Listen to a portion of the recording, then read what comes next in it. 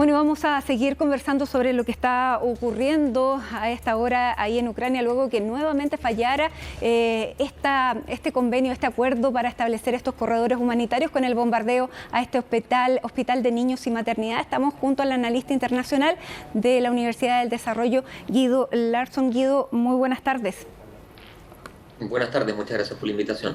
Guido, ¿en qué punto estamos de esta guerra, de esta invasión que está haciendo Rusia, cuando ya se están atacando puntos que, de acuerdo a, entre comillas, las reglas que tiene la guerra, son infranqueables? Se atacó un hospital además que es pediátrico. Sí, bueno, hay una pregunta ligada a la fase operativa de la guerra. Yo creo que todavía estamos en una fase temprana. Desde el inicio de la misma, yo he sido de la convicción de que esta no va a ser una guerra rápida, que probablemente se va a extender al menos hasta el verano europeo, que va a transitar de una fase relativamente convencional en la que estamos a una de resistencia asimétrica en búsqueda de una oportunidad o una apertura para una salida política negociada. Y como ha sido un poco la demostración de la última década, estos conflictos en general aparecen con un uso de la fuerza de enorme magnitud y rápidamente transitan a violaciones bien explícitas de los protocolos de Ginebra, en las cuales blancos como hospitales, como edificios residenciales, como ciudadanía civil y por lo tanto no combatiente, son blancos del uso de la fuerza. Va a quedar para la posterioridad determinar si eso va a tener una consecuencia dentro del ámbito de la jurisprudencia, del derecho internacional, pero ciertamente las imágenes que emergen de Ucrania son realmente muy dramáticas.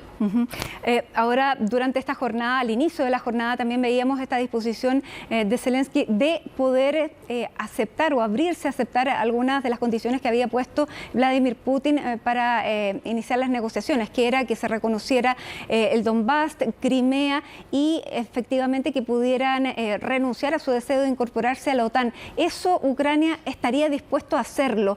¿Es posible que Putin manifieste que ha ganado al obtener de su adversario esta cesión?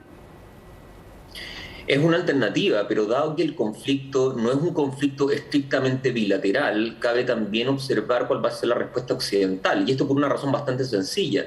Si la respuesta occidental es la pasividad frente a la propuesta de Zelensky, vale decir, aceptar las demandas de Rusia, de facto lo que está haciendo Occidente es aceptar que el instrumento de la guerra es un instrumento lícito a la hora de intentar alcanzar objetivos políticos.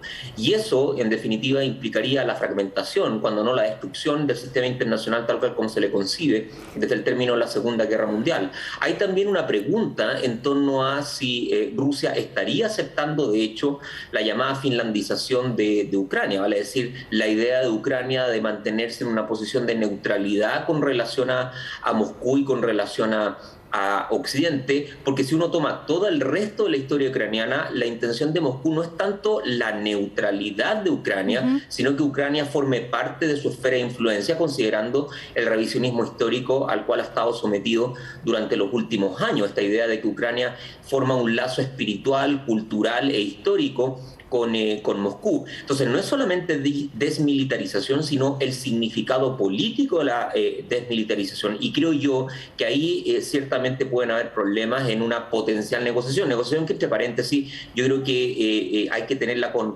cuidado, hay que analizarla con un matiz. No creo que estén dadas las condiciones para ser optimista, pero ciertamente es un avance al menos la idea de Zelensky de estar dispuesto a negociar con todos estos elementos periféricos que yo he mencionado. Claro, porque por una parte se estaría dando a Vladimir Putin una salida. Él estaría obteniendo parte de lo que él dijo cuando inició esta invasión, por lo menos lo que dijo internamente a los ciudadanos rusos. Habría obtenido algo y pudiera renunciar tal vez momentáneamente a esta idea más global que es obtener toda Ucrania, quedarse con Kiev fundamentalmente, porque estaría demasiado acorralado por las sanciones de Occidente. ¿Pudiera ser esa también un escenario? ¿Cuánto lo están acorralando las sanciones de Occidente? Porque ayer veíamos que se agudizó y se incrementó el acoso económico cuando Estados Unidos y algunos países de Europa dicen que no le van a comprar más petróleo. Sí, yo diría dos cosas. Una tiene que ver con qué es lo que en último término busca Vladimir Putin. Me parece de que es cierto, está la alternativa de un control territorial, pero no hay que olvidar de que el control territorial es para algo. Y desde hace mucho tiempo lo que Putin aparentemente reclama es la idea de incrementar la seguridad de la Federación Rusa. Y uno incrementa la seguridad no solamente en base a posesión territorial, sino que también en base a lealtades y alianzas de orden política, que pareciera ser que esta es la vía o la alternativa que Zelensky está entregándole a Moscú, con un matiz adicional, y es que tampoco existe seguridad o certeza de que una vez que Ucrania, tentativa, potencialmente se encuentre en esta órbita más neutral o más inclinada hacia Moscú, Moscú no decida seguir avanzando en esa pretensión de seguridad con Bielorrusia o incluso con los países del Báltico. Entonces, creo yo que hay que tener cierto grado de cautela. Ahora, respecto del tema de las sanciones económicas, no hay ninguna duda. Esto es realmente un cataclismo de orden económico. Me parece de que las sanciones han afectado incluso la estabilidad misma del propio Putin. Yo creo que Putin no es un sujeto completamente impermeabilizado respecto de la situación de carácter interna. La situación de la producción de grano y de trigo fundamentalmente se encuentra prácticamente paralizada. Las sanciones ligadas al mercado del petróleo ciertamente van a significar un golpe duro, que además viene con el añadido, ¿no es cierto?, de empresas privadas poniendo también presión para alterar el modus vivendi que tiene el ciudadano ruso promedio. Entonces siento de que efectivamente las presiones son significativas, son sustantivas, intentan fragmentar el apoyo y el sustento político que tiene Putin, pero la gran interrogante es si Ucrania va a resistir el suficiente tiempo de manera de permitir de que dichas sanciones alcancen su máxima magnitud, que de acuerdo al menos a algunos economistas que yo he consultado, la máxima magnitud estaría al final de esta semana o a comienzos de la próxima. Entonces todavía hay cierto grado de flexibilidad para Moscú, pero la puerta se le está cerrando. Exactamente. Y finalmente, Guido, para terminar, si la estabilidad geopolítica de toda Europa occidental, considerando las repúblicas bálticas, mismo Finlandia, Suecia, Polonia, Zelensky no puede estar negociando solo frente a Rusia. ¿Están rondando o orbitando las decisiones de Zelensky todos estos países, los de la OTAN, Finlandia? Yo creo que Zelensky, cuando alude a estas negociaciones, está aludiendo a varios públicos. Uno es el público de la opinión pública europea, es decir, el público europeo intentando poner presión a sus propias autoridades de forma tal de que sean más asertivas en la acción, señalizando al mismo tiempo de que en fin, lo que comentamos con anterioridad, de que aceptar una negociación una vez que la guerra se inició es en alguna medida legitimar el uso de la fuerza para la obtención de objetivos políticos. Por lo tanto, solapadamente es también una advertencia respecto a las consecuencias de largo plazo que tiene esta negociación.